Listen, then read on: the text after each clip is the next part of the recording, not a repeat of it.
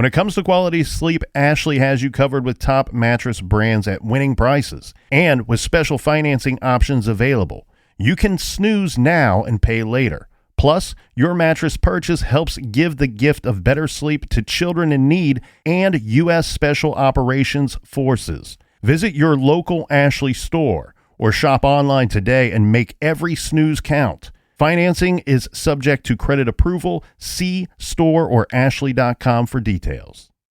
Rosetta Stone is the language learning program with a lasting impact. I've been using their app to learn French, and it's not just about memorizing words, but actually having real conversations. And it's not just French. They offer 25 languages. Right now, Rosetta Stone has an awesome holiday deal, 50% off their lifetime membership. Every language, unlimited access forever. For anyone keen on diving deep into a new language, check out rosettastone.com. It's a game changer.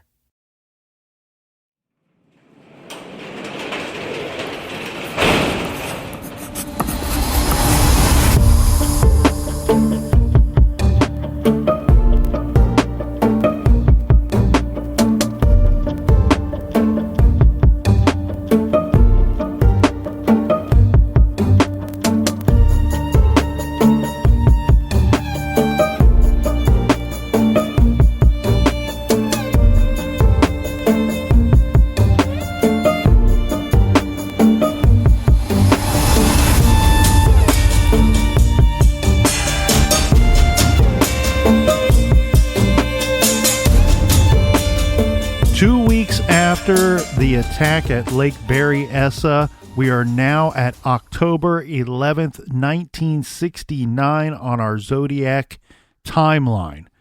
This is when a white male hailed a taxi cab driven by 29-year-old Paul Stein. The passenger would hail the taxi cab at the intersection of Mason and Gary Streets. This is 1 block west of Union Square in San Francisco. This is in the heart of the city. The passenger requesting to be taken to Washington and Maple Streets in the Presidio Heights area. That's about a 13 to 15 minute drive from the location of where Paul Stein picks up his passenger to where the passenger is requesting to be dropped off. For reasons unknown, the taxi cab did not stop at the requested destination. Instead, Paul Stein drove 1 block past Maple Street to Cherry Street. And you say, well, how do we know that the passenger requested to be dropped off elsewhere, 1 block prior to where the location where they do drop off? It's based off of the taxi cab driver's journal or log sheet for picking up the passenger at that location and where the passenger requested to go.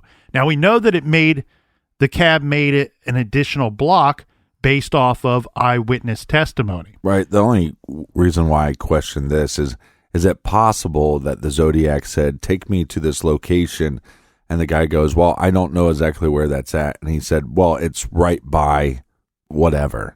And then that's what the cab driver put into his log. That's interesting because it's always been pondered why go the additional block, and we can put in some speculation as to that. But as you just pointed out, that could be a possibility. Maybe it's just the error, or human error on the part of the taxi cab driver in his log sheet.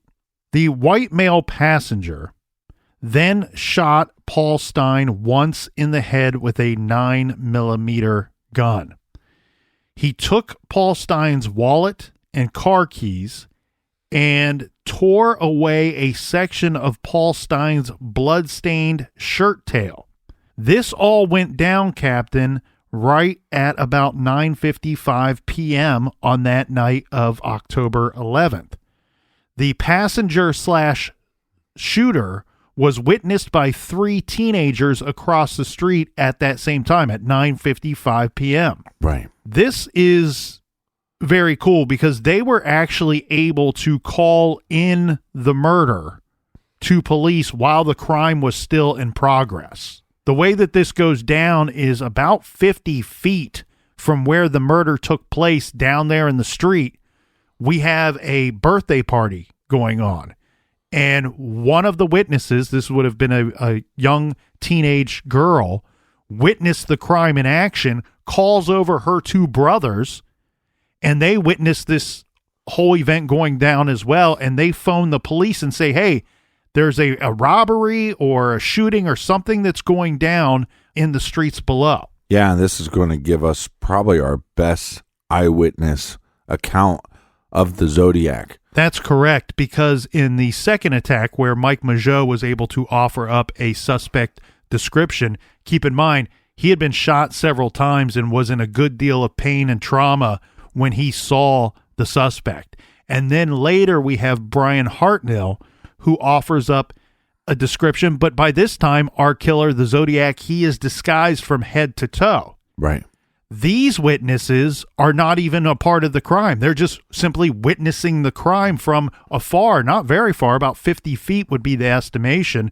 So they're going to get a decent look at this guy. Now, mind you, it is dark, but this is the heart of the city. It's the busy part of the city where we should have pretty well lit streets. Right. Now, the witnesses say that they saw the killer wiping the cab down before he walks away, not running, just calmly walks away from the crime scene toward the Presidio area. Yeah, and because we have three eyewitnesses, we're going to get a better description of this individual because we got three different perspectives. Yes, as well as the description of the suspect. So the suspect is heading to the Presidio area. Again, that would be 1 block north of the crime. Now, 2 blocks from the crime scene was another birthday party. Yeah, is a San Francisco patrol car that is responding to this very call. They observed a white male walking along the sidewalk east on Jackson Street and stepping onto a stairway leading up to the front yard of one of the homes on the north side of the street. This encounter lasted maybe 10 seconds or so. This has always been a strange part in the whole Zodiac conversation and the whole investigation itself, because we'll see there's some weird movements going on here where we may have had San Francisco police actually interact with the killer. However, they've never been super forthcoming and completely cooperative with that type of statement. Right. There were 2 officers in this patrol car. They later said that a white male pedestrian was about 35 to maybe 45 years of age, 5 foot 10 inches tall, with a crew cut, similar to but slightly older than the description the teenagers who observed the killer said the killer to be. The teenagers say that the man that they saw stepping out of Paul Stein's cab, they have him as about 25 to 30 years of age with a crew cut, and again, it's a white male that they are describing. The teenage witnesses put the killer at about 5 foot 8 inches to 5 foot 9 inches tall. Well, and we have to remember this is 1969, so that's actually going to be somewhat tall for the average male. Well, one thing that I find interesting about this piece of the story here, Captain, is that we have a discrepancy in age described by the 2 different parties here. The police officers describing someone older than the teenagers describing. Right. And I think that could be for several reasons. I think they're talking about the same guy because the general description, other than the age, is in fact the same. It's very, very similar. So what we have here is a situation where the officers in the patrol car, one, likely got a better look at the individual head on, face to face, eye to eye sort of situation, where the teenagers would have been up on the second floor and they would have been seeing the killing and observing the suspect from an elevated height. Right. Which might change some things. The other thing, though, too, again, the officers in the car, they might have this perspective and a better gauge on this suspect's age because they're probably likely they're definitely more close in age to the suspect himself. Now, still to this day, Captain, and no one seems to be sure why or can agree why this took place, but for whatever reason, the police radio dispatcher initially alerted officers responding to this call, this robbery, this shooting call, to be on the lookout for a black male suspect. So when the officers saw this white guy, and Zodiac would tell us later that they interacted, the officers interacted with him that night as he was running or walking away from the crime scene. They did not suspect him to be the person they were looking for at that time because of this flawed description, this just wrong description of the suspect they should be looking for as they drive to the crime scene. Well, again, with the Zodiac killer, it's very fascinating because it's the change of actual crime. Look, confirmed killings, you can debate other killings, but the confirmed killings that we have, the 4 attacks, 2 being Lover Lane shootings, another one similar to Lover Lane, but it's stabbing victims. And then you have this attack on a taxi cab driver. It makes almost no sense. Yeah, it doesn't stick to the victimology, and it doesn't stick to the MO that we saw in the first 2 attacks. And it even, I mean, one could argue the 3rd attack has a very strong MO to the first 2, and this one, the attack, the murder of Paul Stine, is significantly different. Now, we mentioned that the Zodiac says that he spoke to the officers. San Francisco Police Department, their stance has always been, we didn't speak to the Zodiac. Zodiac says in a letter he did, but again, he's been proven to be a liar on more than one occasion. But according to this other version, again, the police actually stopped the man who might have been the Zodiac, and they ask him if he's seen or heard anything suspicious, to which the man that they stopped says, yes, I saw a man waving a gun on Washington Street heading east. So the police squeal their tires to rush off to go looking for this non-existent man with a gun, and again, very likely let the Zodiac killer walk off into the night. And it's almost as if the Zodiac is like daring himself to do a crime that's in the public's eyes, that people will see him, and how will he react? When the police arrive on the scene at the murder scene, Captain, they find Paul Stine. He's lying across the passenger seat. He was dead from the single bullet fired to his head. Damage to the entry of the bullet proved the killer placed the gun to Paul Stine's head before firing the gun. So this would be point blank range that the killer used to kill Paul Stine. The killer managed to take only approximately $25 from the cab driver. They were able to come up with that dollar amount based off of, again, the driver's log for that night on the fares that he had picked up throughout the night. So it was called in as a robbery in progress with a possible shooting. However, we now know that this being a Zodiac case, the robbery is just secondary. It doesn't likely have anything to do, and it was not the motivation for the murder itself. As we know in the 3 previous attacks, the killer didn't molest any of the victims, did not steal any of their money. So then we have the perpetrator of Paul Stine's murder wiping down the cab. This is based off of the 3 teenage eyewitnesses. However, the killer still managed to leave 2 fingerprints smeared in blood on the outside of the rear door on the driver's side. Now, Detective Bill Armstrong and David Toshke were assigned to the case. They arrived there that night, and anyone who has seen the 2007 Zodiac film will know exactly the detectives that we are talking about, as the movie follows them for a good deal of their investigation. Now, of course, because it went down in a taxi cab, Paul Stine's murder was initially believed to be a robbery turned homicide. But then 2 days later, on Monday, October 13th, the San Francisco Chronicle received a letter from the Zodiac. I call this one the Paul Stine letter because it contained a torn section of Paul Stein's bloodstained T-shirt. I think the Zodiac added that because there started becoming questioning amongst law enforcement and probably the community saying, is he actually responsible for these murders, or is he just taking claim to them? Well, and in this communique, what we have here, Captain, is we have a very similar envelope addressed in a similar manner to the previous letters received. This says S.F.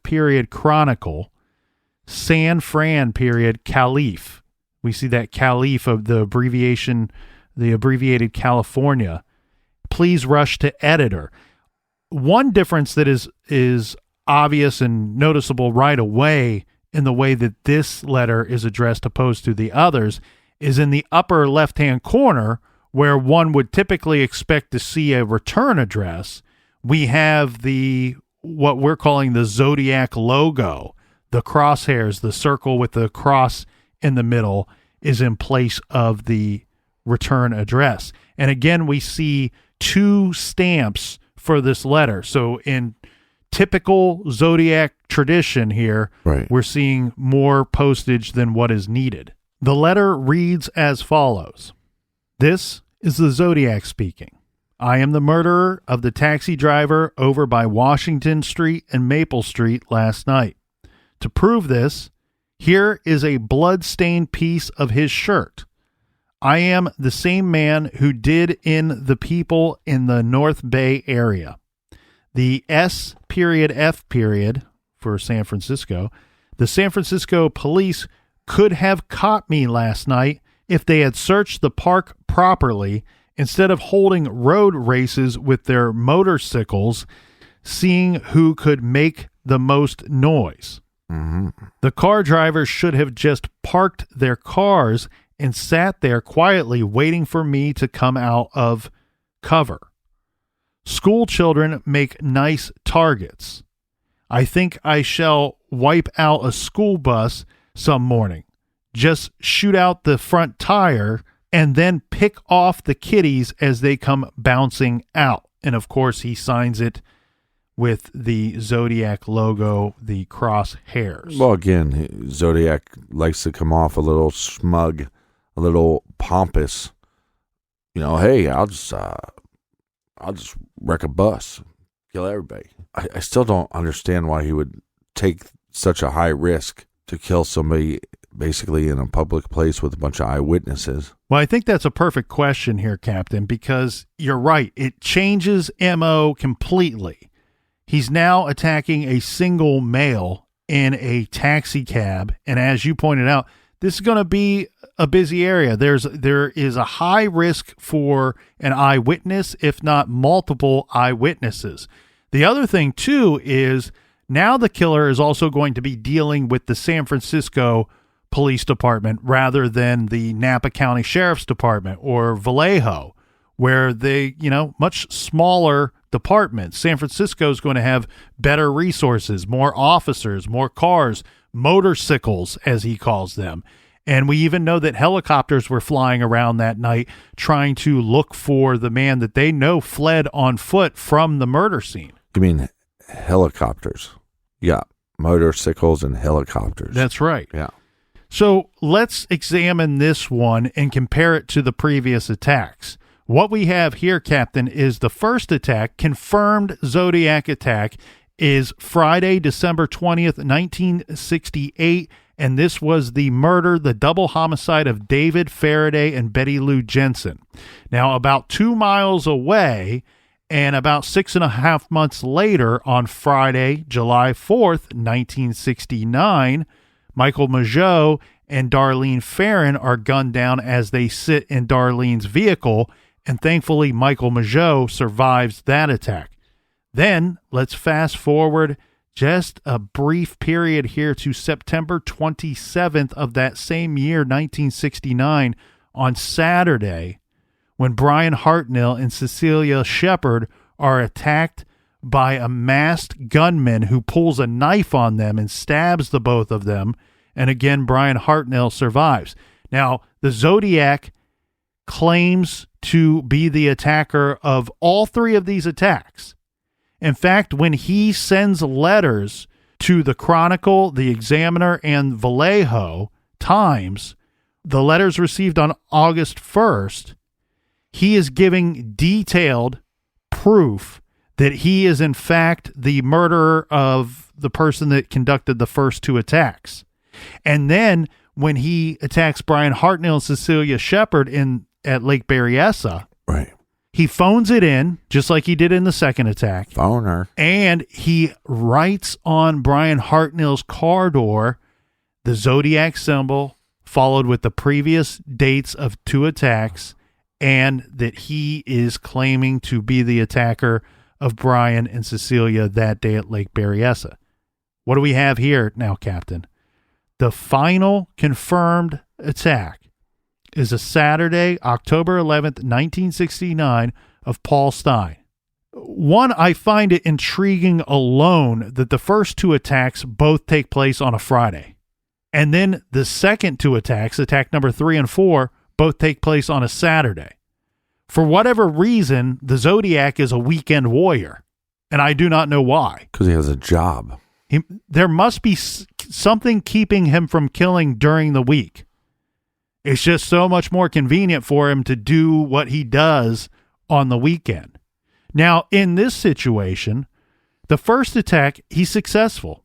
He kills both of the people parked in the vehicle.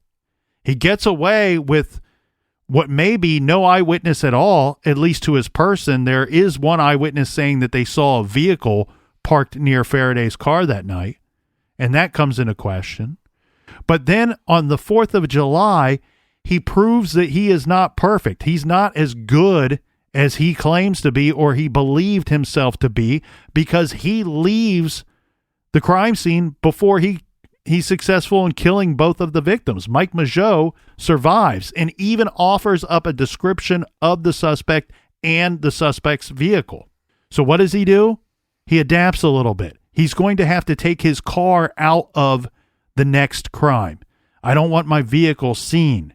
Oh, I can't be seen as well because I know that I'm not perfect. If I screw up again and I leave a witness, if I leave a survivor at the crime, they can describe me. They can tell the police what I look like. They can tell the public what I look like. This time I'll wear a disguise. The thing with Paul Stine's murder that fascinates me is the complete difference in MO. And I have to wonder, in 3 attacks, the last 2, he failed to kill the male in both of those attacks. In the last 2 attacks, he failed to kill both victims and left a victim alive in both attacks. Has he evolved to the point of understanding that maybe I do not want to go and kill 2 people again? I've just not been that great at it the last 2 times. But for whatever game that he's playing, he needs to keep killing to terrorize the San Francisco Bay Area. And then take that a step further. He's killed in Vallejo. He's killed at Lake Berryessa. He's not killed in San Francisco yet, and yet he's been mailing threatening letters and ciphers to San Francisco, to 2 of their newspapers. What the hell do people in San Francisco got to be afraid of? He's not even done an attack here. We just keep reading about this guy in the newspaper. I feel like Zodiac wanted to do a crime in San Francisco proper, like you said, right, in a busy area. Yes, it's super risky, but that's the thrill this guy's getting out of this. He's a terrorist at his heart. Well, like you said, it's possibly the hometown of the Zodiac. And is it possible, too, that, yes, he was doing these killings, but was there something that was allowing him to get away? And maybe he had all these plans of what he was going to do that weekend, and for some reason he couldn't leave, but the urge to keep this going was too much, so it's like, oh, well, I'll just go downtown. Yeah, and it's also a situation of, I think he planned a lot of this out of going, okay, well, I need to, I want to kill someone in San Francisco. I need them to be by themselves because I don't want to attack 2 people again and foul up and leave somebody alive. And I think he came up with a vulnerable situation.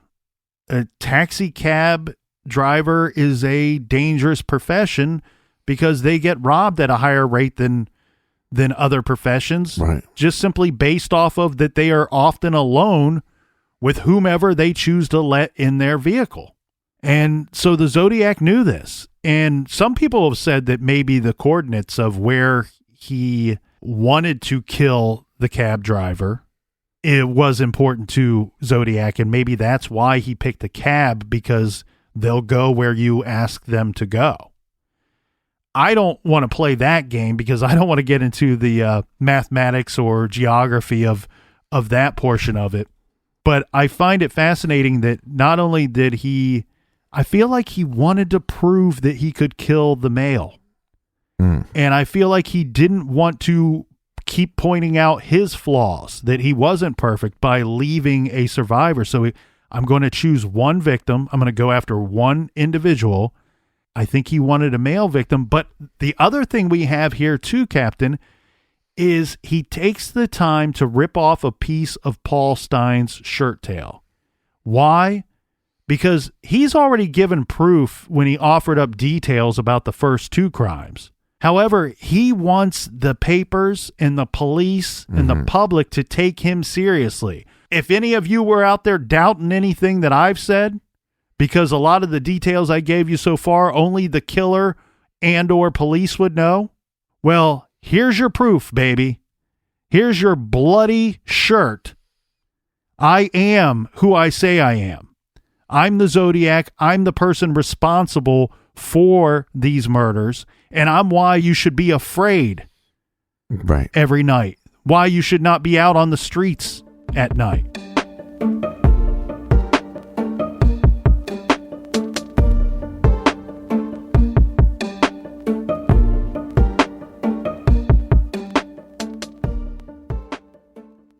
This show is sponsored by BetterHelp. Do you look forward to the holidays? Maybe you struggle with seasonal blues. This time of year can be a lot, and it's natural to feel some sadness or even anxiety about it. But adding something new and positive to your life can counteract some of those feelings. Therapy can be a bright spot, something to look forward to make you feel grounded, and to give you the tools to manage everything going on. If you're thinking of starting therapy, give BetterHelp a try. It's entirely online, designed to be convenient, flexible, and suited to your schedule. Just fill out a brief questionnaire to get matched with a licensed therapist and switch therapists at any time for no additional charge. Find your bright spot this season with BetterHelp. Visit BetterHelp.com/garage today to get 10% off your first month. That's BetterHelp, HELP.com/garage. Dreaming of overseas adventures or connecting more deeply with family from afar? Rosetta Stone bridges the language gap. I've tried others, but Rosetta Stone's immersive lessons and voice feedback technology are game changers. Dive into 25 languages by learning intuitively, just like when you were a kid. And here's the holiday sparkle. Grab a lifetime membership now and save 50%. Gift yourself the world. Head to rosettastone.com now and save 50%. You can live out your MasterChef dreams when you find a professional on Angie to tackle your dream kitchen remodel. Connect with skilled professionals to get all your home projects done well. Visit Angie.com. You can do this when you Angie that.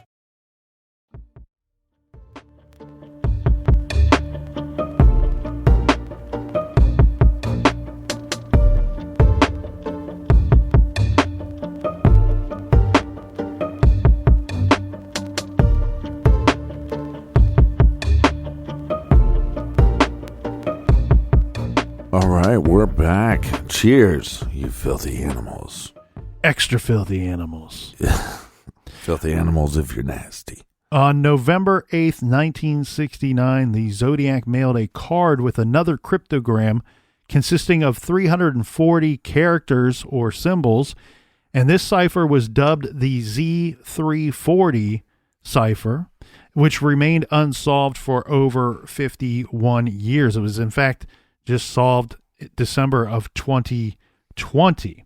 The Zodiac would continue to mail letters and threatening letters, and he even mailed some letters to famous attorney Melvin Belli at some point. And so he continued his open wave of communication to the newspapers and police. It's strange, Captain, because from here, this is where we go from confirmed Zodiac attacks to the rest are open for speculation. There are some attacks that the Zodiac has claimed over the years. There are some attacks that people have claimed were conducted by the Zodiac. But we never have any type of definitive proof like offered up in these 4 attacks that resulted in the 5 confirmed homicides committed by the Zodiac killer. Well, and a lot of people will throw the Sherry Joe Bates case in with Zodiac research. I think that's fair, but what we have is we have the killer that is calling himself or identifying himself as the Zodiac. He doesn't make those claims, and you would think that he would. Yeah, that's interesting because he, throughout these 4 attacks, never does he ever mention the murder of Sherry Joe Bates in Riverside, California. And it's not until the police and others are already kind of hip to the idea that the Riverside killer might be the same as the Zodiac, that the Zodiac does finally hint around the idea that he might have been the murderer of, and he doesn't even name the victim, which was Sherry Joe Bates. Another crime that is often linked to the Zodiac, whether it be confirmed or not, is the Kathleen Johns story. And Right. Kathleen Johns was a young mother. She had a 10-month-old daughter with her, and she was pregnant at the time. And in March of 1970, she's driving from San Bernardino, California to Petaluma. This was to visit her mother with the purpose of, letting her 10-month-old daughter visit with her mom. She chose to, because she would be driving with a child. I mean, 10-month-old is a baby. They need a lot of attention. You need a lot of attention. She decided, you know what, this is a long drive. It's like 300, 400 miles, I think. That she would do most of this driving at night because the baby would sleep for a large portion, if not the entirety of the drive. Right. And she could focus on driving and not have to pay attention to her young daughter. Well, this is pretty late at night, and she was heading west on Highway 132 near Modesto, California. And she said that a vehicle behind her was trying to get her attention. Now, I do want to be clear here, Captain. This is a difficult story to tell because there are different versions of this story that have come out through the years. Right. And Kathleen Johns, not that I don't believe her, it's just she's told a slightly different story on more than one occasion. But the gist of it... So that means you don't believe her. Well, it makes it confusing to pass along this story and say that I feel super confident. I believe it went down. Mm-hmm. I believe this story went down 100%. I just... The subtle variations are difficult. Yeah, the problem with these types of accounts are these are victims, and the situation that they were in might be the highest stress situation they've ever been in. And so I think not always are they lying or that they're trying to be manipulative or something. I think they have a hard time recounting the events because of how stressful it would have been or how traumatic it would have been. Yes, that is very likely. I mean, she has a lot to be concerned about, not only her own life, but the life of her very, very small child at the time, too. So stressful situation does not begin to describe the situation at all. But the gist of this story, Captain, is that the driver who is on the highway behind her is indicating that she should be pulling over. And once she pulls over, the driver of the other vehicle, male driver, and people that have seen the Zodiac movie, the 2007 film, know exactly what we're about to talk about because this is a terrifying part of the story, one of the more terrifying portions of the movie itself. The man tells her, hey, your back tire looks to be wobbly, looks to be loose. I can fix that for you. And she says that she sat in her vehicle while this man fixed the tire. Okay, everything seems fine. She thanks him. He gets back in his vehicle. He drives off. She starts back up on her journey, and very quickly, the tire that he was working on comes completely loose, and she is now in a situation where her vehicle is inoperable. She gets out to discover that there's only one lug nut still on the tire. So while this man claimed to be fixing her problem, he was creating a problem. He returns and offers her a ride to the nearest service station, which in some of the versions she says was close enough that she could see it. And so she agrees to get into this individual's vehicle.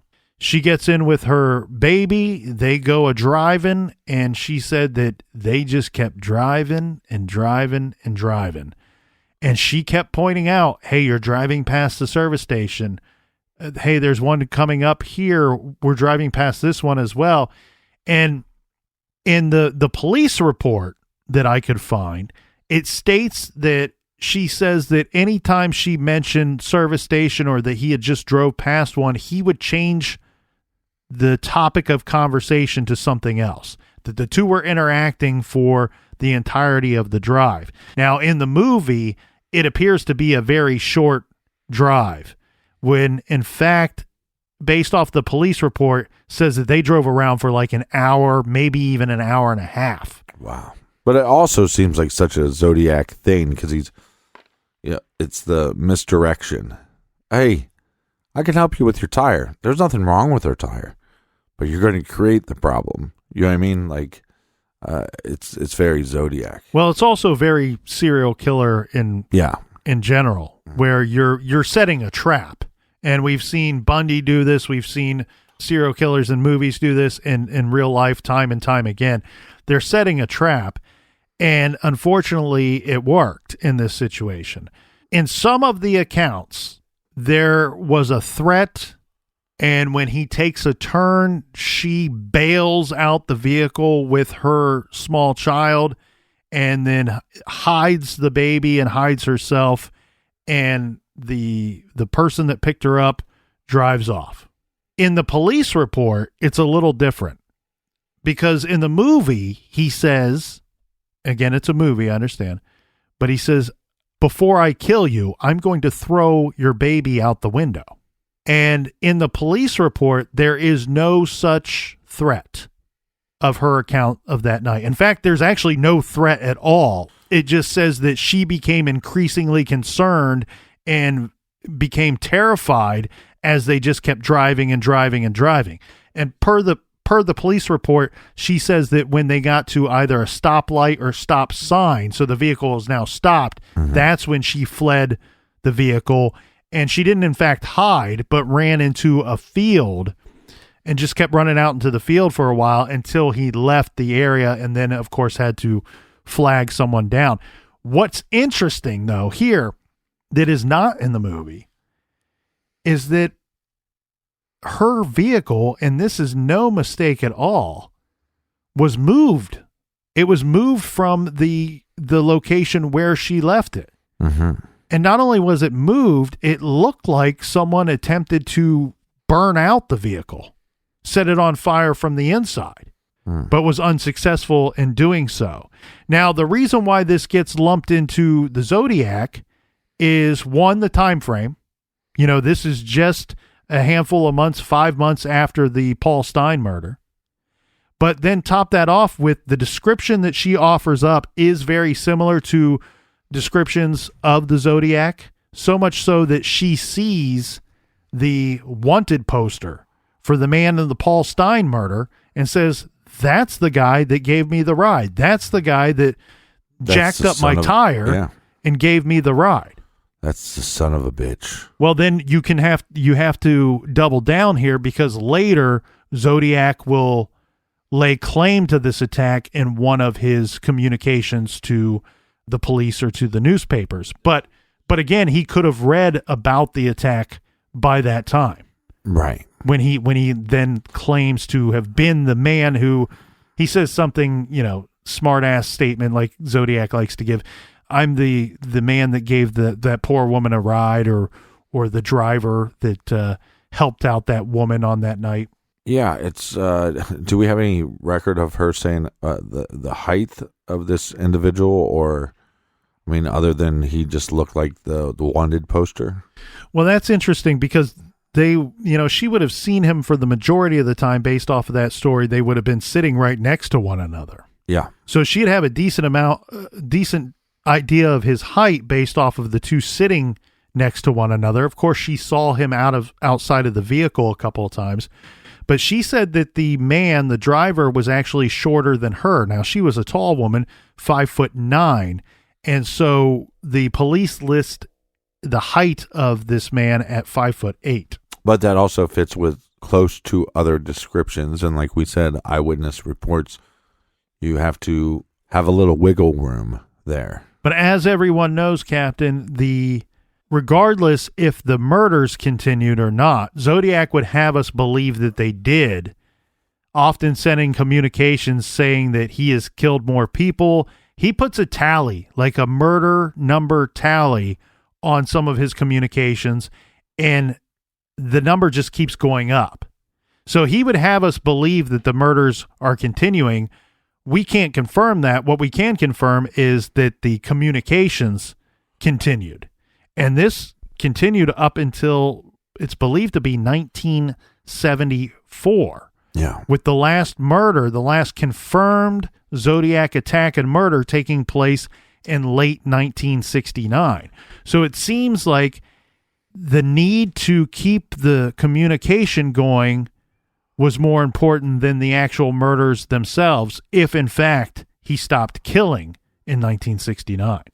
Well, and this leads a lot of people to believe that the Zodiac died in 74 as well, because the letters stopped. He got writer's block. It happens. Well, or he got to the point where he's like, I'm not committing any more real crimes. Why keep writing to law enforcement? The more you have communication with them, the more likely you are to get caught, and you're taking claims for crimes that we can't even prove that he did. Yes, it's keeping the risk level very high when you're communicating with the newspapers or police or what have you. And, I know that the FBI, Mindhunter, that type of stuff, they would say keep these communications going. And it looks like San Francisco and all involved did the best that they could to keep these communications going. And in fact, one of the more famous communiques in the whole Zodiac investigation is the letter to Paul Avery, which was received October 27th, 1970. Now, this communication is quite scary for many reasons, especially if you're Paul Avery. This was a Halloween card signed with the letter Z and the Zodiac logo.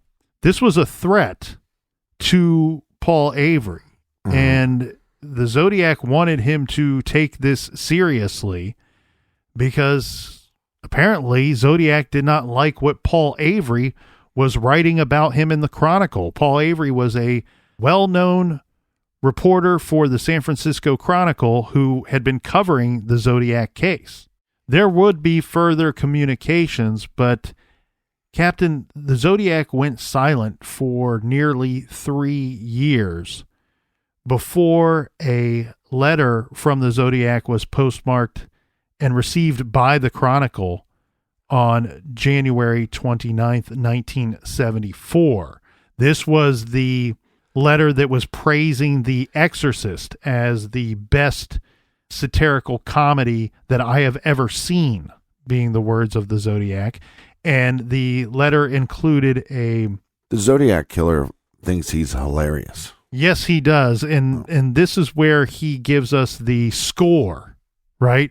The San Francisco Police Department equals 0. So SFPD equals 0. Me equal 37, giving the indication that he's killed 37 people and they've not been able to catch him, the San Francisco Police Department. Yeah, I find the Zodiac Killer to be super fascinating, as well as so many others.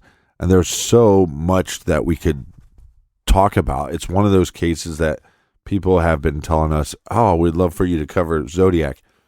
Really, to do the Zodiac case proper, I mean, you could be talking about months and months of information from other crimes that people suspect that he did that are not confirmed, from suspects to everything wrong with those suspects and everything right with those suspects. It's a lot of information to cover. Well, you have the Sherry Jo Bates murder, which may or may not be connected to the Zodiac. It's forever linked to the Zodiac, but should they solve Sherry Jo Bates's murder, that doesn't mean that they've solved the Zodiac cases as well.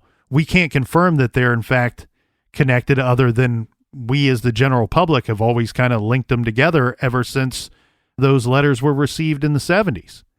And so Sherry Jo Bates's murder investigation alone you could talk about for several episodes. But then you also have the Domingos Edwards case. That's a whole standalone case on its own. We don't know for certain that it's connected to the Zodiac. We also have the nurse that went missing at Lake Tahoe. Mm-hmm. Another case of possible Zodiac. And then you have right here on this, what's often referred to as the Zodiac's exorcist letter, of him saying 37 victims, SFPD 0. We only have 5 confirmed victims. If you add Sherry Jo Bates, now we're up to 6. Domingos Edwards, we're up to 8.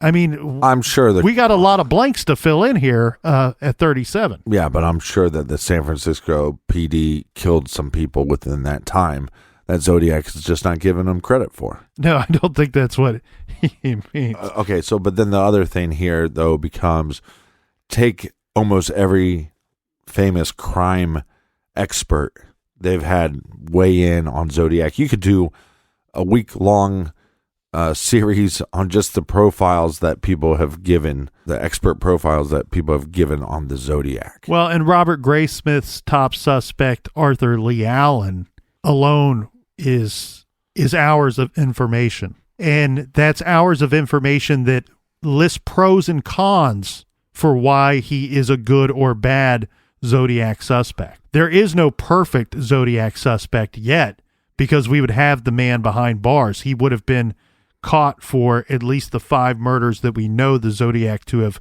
committed. But again, what we wanted to focus on mainly is the confirmed crimes of the Zodiac and the confirmed letters and communication of the Zodiac. Well, and throughout time, Captain, ever since the Zodiac went silent in 1974, and even before that, when maybe the murders stopped in 1969, everyone has been trying to figure out who the Zodiac is, not just the San Francisco Police Department or the Vallejo Sheriff's Department or Napa County Sheriff's Department, but the public in general, the state of California, the communities and people of California. And therefore, we have had probably dozens of suspects that their names have popped up from time to time. Some of the more famous would be Ted Kaczynski, the Unabomber. Mm-hmm. He's someone who has been rumored to possibly be the Zodiac. You have Rick Marshall, who has been a popular suspect throughout the years.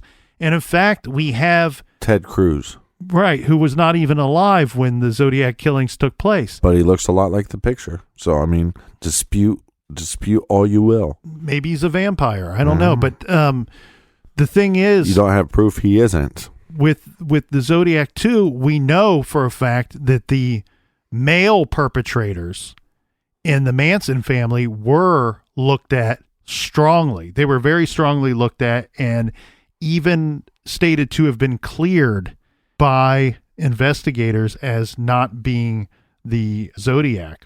Mm-hmm. One interesting one of late would be Gary Stewart, who published a book in 2014 called The Most Dangerous Animal of All, in which he claimed that his research, his search for his biological father, which turned out to be Earl Van Best Jr., he says his search for his father led him to conclude that Van Best Jr. was in fact the Zodiac killer. And this, anytime a new suspect comes about, no matter if it's, look, we should be clear though, Gary Stewart is not the first person to come forward and say, hey, my father was the Zodiac. There's been other people to say, hey, I think my stepfather was the Zodiac, or my father was the Zodiac, my uncle was the Zodiac. One problem with the Zodiac case, Captain, is the famous composite sketch drawing of the Zodiac. A lot of dudes looked like that in the late 60s and through not just California, throughout the United States. And most guys look like they were a penis wearing glasses in the late 60s. But this is also very similar to Black Dahlia. There's a lot of people that my father or my stepfather. I think it just happens in these huge notorious cases. Well, that's very interesting because Steve Hodel claims his father, George Hodel, was the Black Dahlia killer and the Zodiac killer. And then, of course, everybody who listens to this show or basically any other true crime podcast knows the name Ed Edwards. And it's been claimed that basically any unsolved homicide, Ed Edwards is responsible for. Now, again, anytime somebody brings up any of these suspects, the Zodiac is a big name. Okay? The Zodiac, he was selling papers by writing to the police, by writing to the newspapers himself. Still to this day, newspapers are selling newspapers by putting the Zodiac's name in articles and on their front pages. And so throughout time, when any of these suspects pop up, we want to get a statement from law enforcement. How good is this new suspect? Was he somebody that you looked at in 68, 69, or 70? Is this name just new to the public, or is it new to law enforcement as well? So I found a May 3rd, 2018 press release from the Vallejo Police Department that says the Zodiac case has been an open investigation for several decades in the city of Vallejo. With any open homicide investigation, Vallejo police detectives still follow up on new leads and continually work to identify a suspect. Over the course of this investigation, Vallejo police detectives have always taken advantage of emerging technologies and new advances in forensic science to assist in the identification of a suspect. Currently, we are not close to identifying a suspect, nor do we anticipate developing that information at any time in the near future. We have no new information to provide at this time.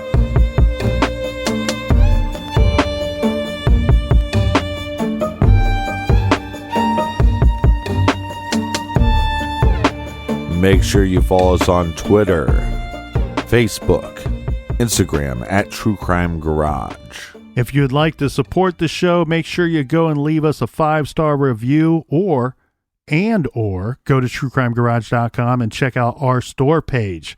Until next week, be good, be kind, and don't limit.